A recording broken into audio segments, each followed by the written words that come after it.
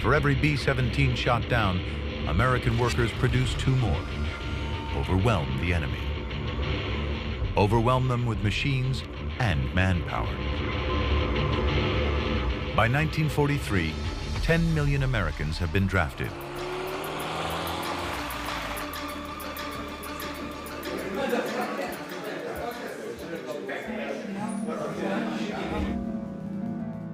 One is 18-year-old Harold Baumgarten, a New Yorker from the Bronx. He'd been offered a tryout at Yankee Stadium. But before I could begin playing for the team, I was drafted. On July 10th, 1943, I entered the U.S. Army. What they did as 18 or 19-year-old soldiers was far and away of greater significance than anything they ever did in the rest of their lives.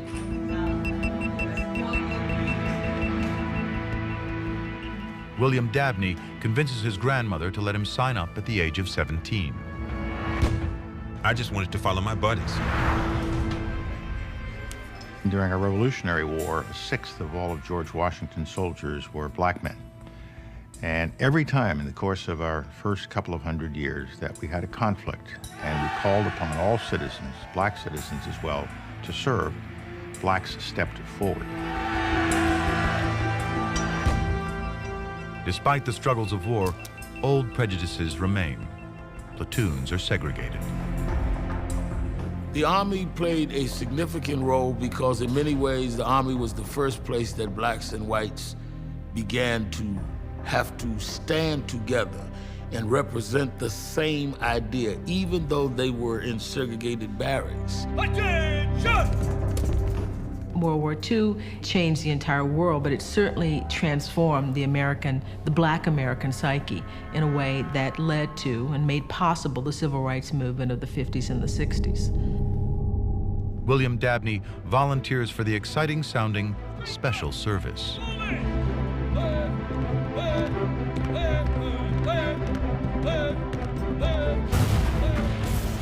But all the training in the world cannot prepare him for the horror that is to come.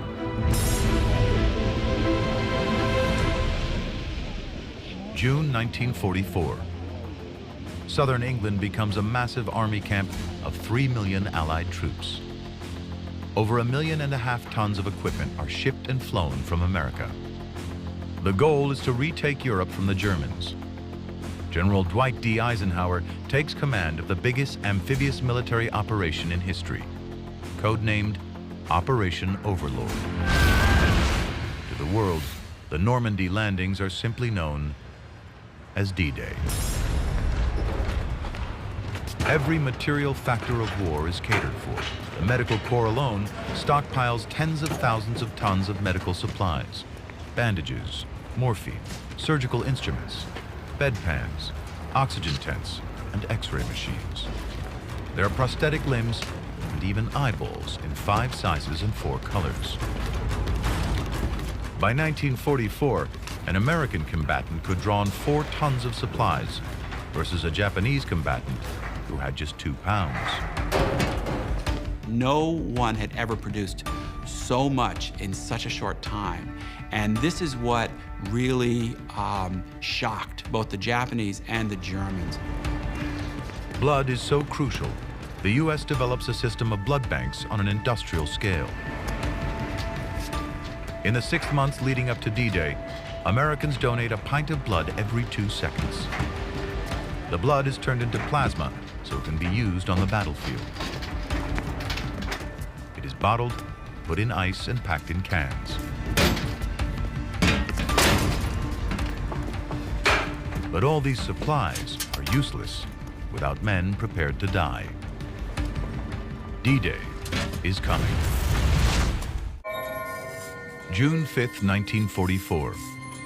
American industry gives the military the means to retake Europe. Now the nation must sacrifice its sons. Over 5.4 million U.S. soldiers will invade Europe in World War II. That's 40 times the number of U.S. combat troops that originally invaded Iraq. This is the night before the biggest single amphibious landing the world has ever seen. D-Day. Harold Baumgarten has come a long way since enlisting a year ago. Many of us had our heads shaved so that our hair could not be grabbed during hand-to-hand combat. Many of these men have less than 12 hours to live. I did not expect to come back alive. I wrote such to my sister to get the mail before my parents and break the news gently to them when she received the telegram. You know, we were brought up on good guys and bad guys. We go back and we talk about our Westerns that way. You know, Hitler was a clear enemy. I think when you have a really clear enemy, you've won the hearts and minds. There was that commitment of sacrifice. Eve of battle rituals include Mohican haircuts and war paint. Preparations are mental as well as material. Dog tags are taped together so they don't rattle.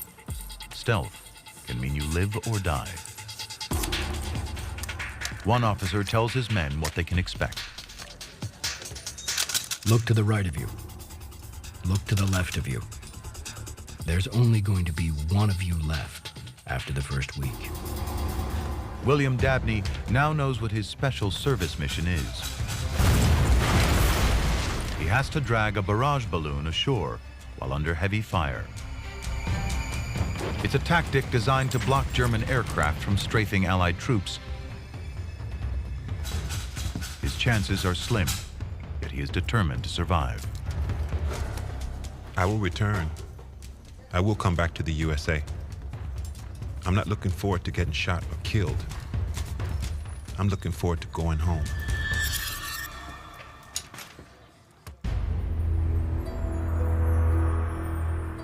More than 70,000 American troops are about to invade German-held France. Over 1,000 will die on the first day, June 6, 1944, D-Day. Over 5,000 ships and 10,000 aircraft are involved in the first wave alone. 5 beaches will be stormed. The most infamous is codenamed Omaha Beach. Think about Omaha Beach from the standpoint of the young man. The ramp is about to drop, and the sights and the sounds all around provide the context of hell.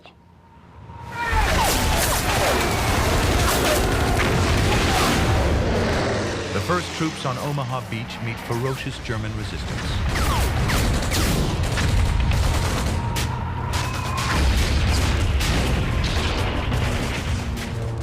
Rocket launchers, mortars, and 85 machine gun nests tear into the Americans.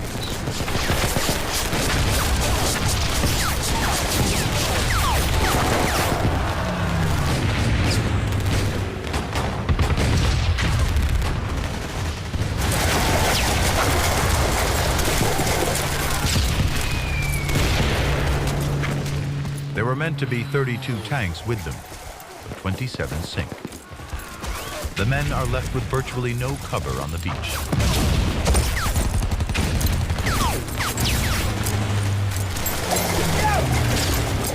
William Dabney is totally exposed. Tethered to his barrage balloon, he's defenseless. When it's shot down, he has his chance.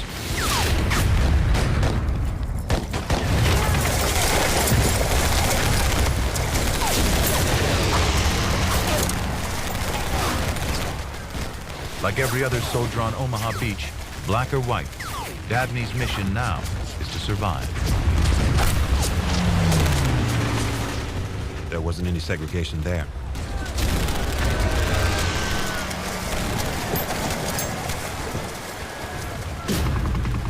Harold Baumgarten is thrown straight into the carnage. There were men with guts hanging out of their wounds and body parts lying along our path. Some men were simply overwhelmed by the hell they met.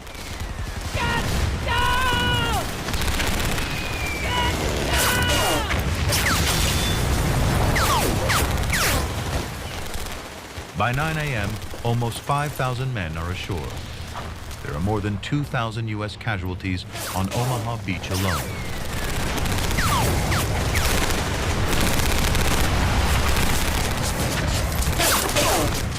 William Dabney survives. He is later awarded the Legion of Honor.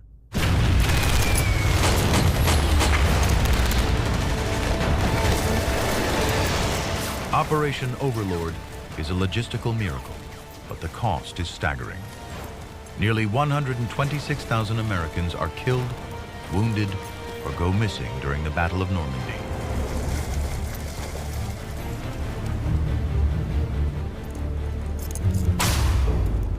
Harold Baumgarten is hit 5 times.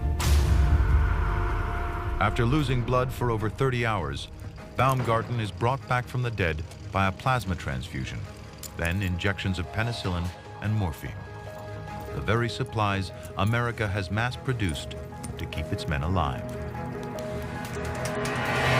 D-Day is key to Hitler's defeat.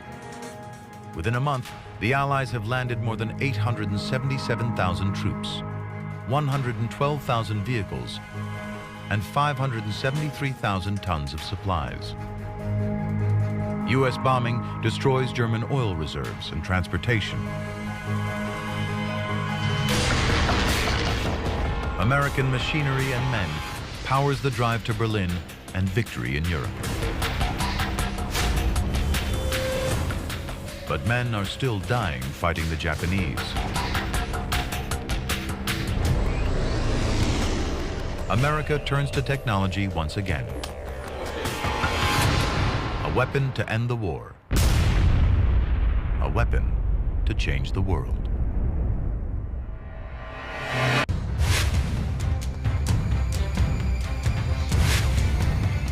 The Alamogordo Desert, New Mexico.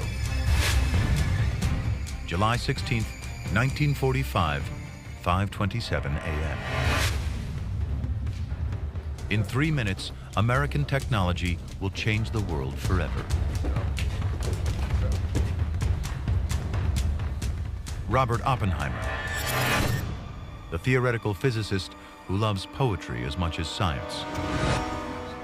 The FBI would track his every move, worried that he's a communist. Yet Oppenheimer leads the biggest scientific test in history, the top-secret Manhattan Project. Theoretically, fission physics could enable enormous amounts of explosive energy to be released from a single device, the atomic bomb. The bomb is the most technologically advanced weapon in the world, yet nobody is sure whether it will work. Even many of the people who worked on the bomb itself were skeptical that the bomb would actually work. No one had ever done anything like this.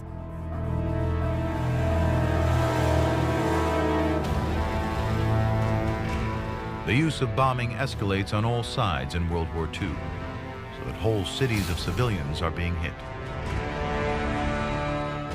Now the U.S. military hope a single bomb can destroy an entire city. Wreaking that kind of mass destruction. That was something new in the history of warfare. The atomic bomb has put an emphatic punctuation to that decision, but the decision was way before August of 1945.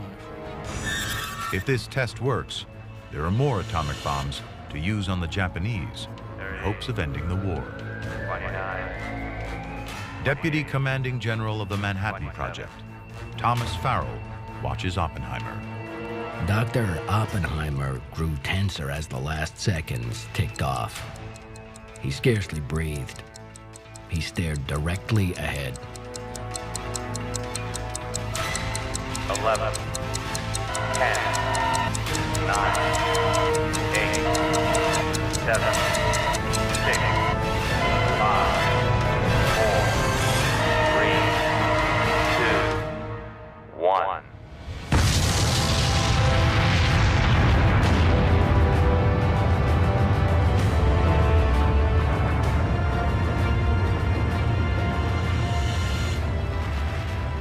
The temperature generated at the center of the explosion is 10,000 times greater than the surface of the sun. The heat turns the desert sand to glass. The explosion is more massive than even Oppenheimer expects. When it went off in the New Mexico dawn, that first atomic bomb, we thought of Alfred Nobel and his hope, his vain hope that dynamite would put an end to wars. Even the scientists themselves recognized the gravity of that moment. And of course, Oppenheimer famously said, "I become death, the destroyer of worlds," quoting the Bhagavad Gita, and recognizing that man had really reached a turning point where the power available to us was almost limitless. When atomic bombs are dropped on Hiroshima and Nagasaki, an estimated 120,000 people die instantly. Over the days, months, and years that follow, up to 80,000 more die slowly. A day after the second bomb is dropped, the Japanese surrender.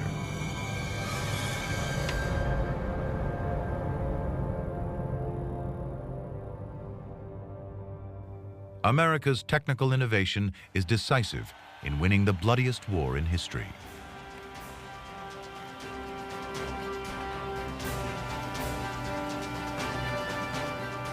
Having survived the Depression and World War II, the greatest generation comes home. They'd been through it all, and they wanted one thing. They wanted a better life for their families than they'd had. And that's what they dedicated themselves to. America's distance from battle leaves its infrastructure intact and its economy vibrant. It produces twice as much oil as the rest of the world combined. It has half the world's manufacturing capacity and 2/3 of its gold stocks. And they had no real competition in the world because Europe was devastated, Asia was devastated, and America could be the colossus that it became. World War II transforms the USA in only 4 years. Americans make twice as much money as they did before the war. They have 50 million babies in 15 years. There are 20 million new jobs in 25 years. America becomes a superpower.